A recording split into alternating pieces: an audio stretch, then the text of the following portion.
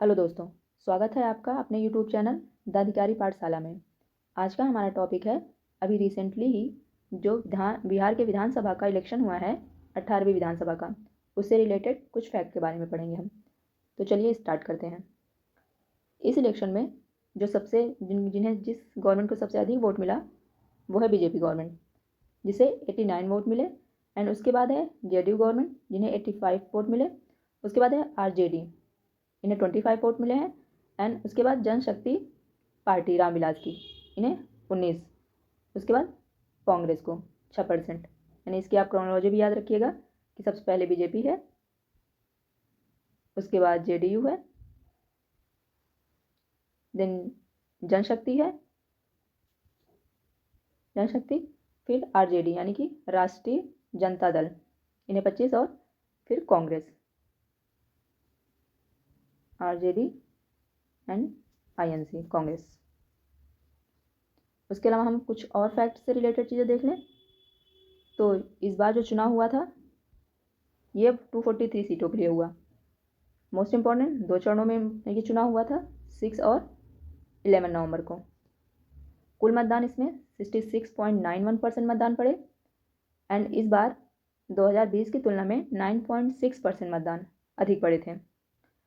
पुरुष मतदान की बात करें तो 62.8% मतदान दिए पुरुषों ने, एंड महिलाओं ने 71.6% मतदान दिए।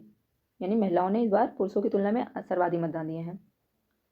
उसके अलावा मैथिली ठाकुर सबसे कम उम्र की उम्मीदवार रही हैं जिन्होंने अलीनगर की सीट से चुनाव लड़ा था।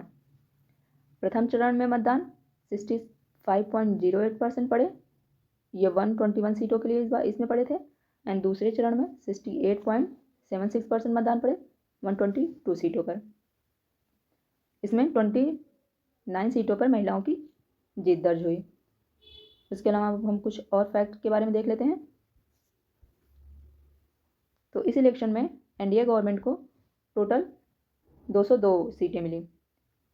सीएम नीतीश कुमार बने, जिन्होंने 10वीं बार शपथ ली, और 10वीं बार शपथ लेने वाले ये इंडिया के एकमात्र सीएम बन गए हैं। इन्होंने शपथ 20 नवंबर को ली। 2 डिप्टी सीएम बने हैं, सम्राट चौधरी एंड विजय कुमार सिन्हा। अब इसके अलावा हम कुछ इससे रिलेटेड बिहार से रिलेटेड कुछ और फैक्ट के बारे में अगर देखें तो बिहार में विधानसभा की टोटल 243 सीटें हैं, विधान परिषद की 75 सीटें हैं, लोकसभा की 40 सीटें हैं, एंड राज्यसभा की 16 सीटें हैं। अब हम इससे रिलेटेड कुछ आर्टिकल्स को देख लेते हैं कि सीएम या गवर्नर से रिलेटेड कौन कौन से आर्टिकल हैं। तो सबसे पहले हम 168 को देखते हैं। ये राज्य विधान मंडल से रिलेटेड आर्टिकल है, जिसमें विधान परिषद और विधानसभा से के बारे में बात की गई है। ये 169 इसमें विधान परिषद के गठन और उन्मूलन की बात की गई है। अगर विधानसभा की सीटों की देखें तो इसमें कितनी सीटें हो सकती हैं विधान परिषद में, तो ये विधानसभा के सीटों का 1/3 होना चाहिए इसमें। फिर आर्टिकल 170 में विधानसभा की संरचना से रिलेटेड बात की गई है। इसमें विधानसभा में कम से कम 60 सीटें होनी चाहिए और अधिक से अधिक 500 सीटें।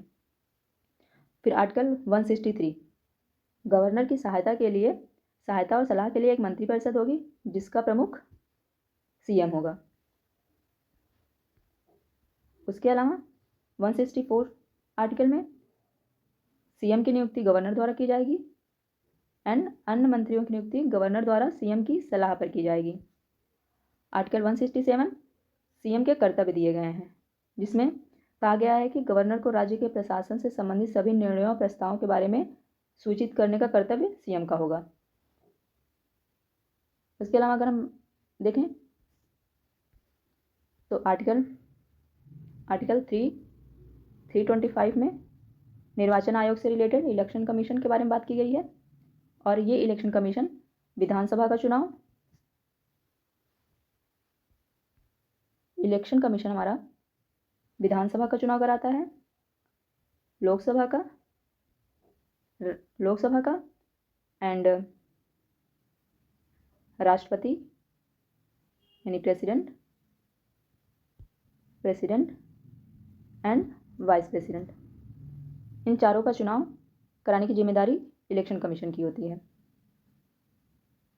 तो ये रहे हमारे कुछ इम्पोर्टेंट फैक्ट जो भी रिसेंटली विधानसभा के इलेक्शन हुए हैं उनसे रिलेटेड, और उनसे रिलेटेड कुछ आर्टिकल्स जो विधानसभा और गवर्नर से रिलेटेड हैं। तो ये आपके लिए बहुत इंपॉर्टेंट है।